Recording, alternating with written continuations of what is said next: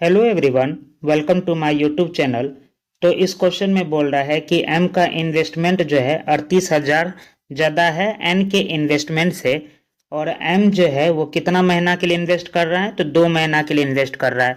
और एन जो है 3 महीना के लिए इन्वेस्ट कर रहा है। तो एम का जो शेयर बोल रहा है प्रॉफिट में से, यानी कि टोटल प्रॉफिट जो 6,915 है, इसमें एम का शेयर 461 ज़्यादा है एन से। तो एम कितना कैपिटल इसमें इन्वेस्ट किया होगा वो हम लोग को बताना है। तो सबसे पहले हम लोग देख पा रहे हैं कि एम और एन का जो है टोटल प्रॉफिट कितना दे रखा हुआ है, तो 6,915 दे रखा हुआ है। ठीक है, जिसमें कि एम का जो शेयर है एन से कितना ज़्यादा है, तो 461 रुपया ज़्यादा है। तो यहाँ से एम का अगर हम लोग वैल्यू निकालेंगे तो सिंपली क्या करेंगे, इस दोनों अमाउंट को ऐड करके डिवाइडेड बाय 2 कर देंगे। तो 5 1 6, 6 1 7, 9 4 13 के 3 हासिल 1, तो 7,376 रुपया हो गया। और डिवाइडेड बाय अगर 2 करेंगे तो ये बनाएगा कितना, 36 दूनी 72, 1 2 अठे 16, 1 2 अठे 16, यानी कि 6,915 रुपया में 3,688 रुपया मिल जाएगा।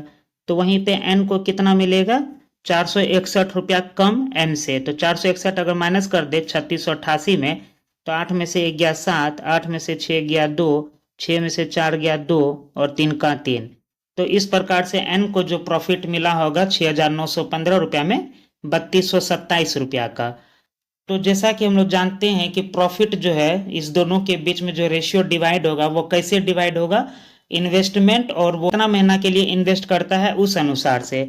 तो यहाँ पे एम का जो इन्वेस्टमेंट था वो कितना मंथ के लिए था, तो 2 मंथ के लिए था। तो एन के लिए कितना का था, तो एन इन्वेस्ट करता है कितना मंथ के लिए, तो 3 मंथ के लिए करता है ना, 3 मंथ। तो यहाँ पे एम का प्रॉफिट कितना निकल के आया, 3,688 रुपया। और डिवाइडेड बाय में कितना हो जाएगा एन का, तो 3,227 रुपया।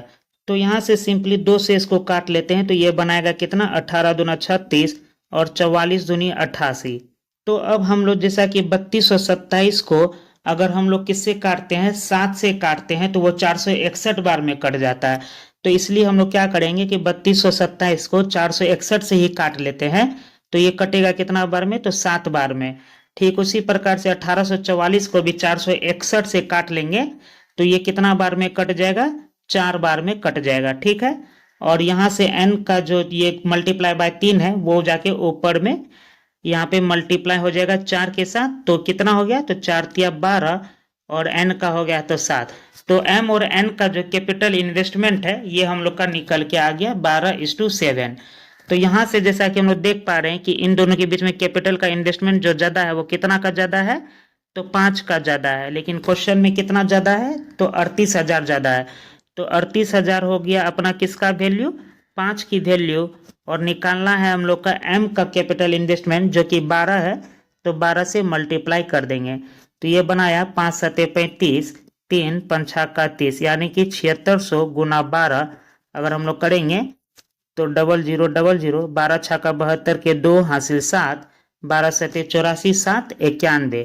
तो इस प्रकार से जो है 91,200 रुपया एम का इन्वेस्टमेंट हो जाएगा। तो आशा करते हैं कि आपको समझ में आया होगा। तो प्लीज़ चैनल को सब्सक्राइब करिए और इस वीडियो को लाइक करिए। Thank you so much.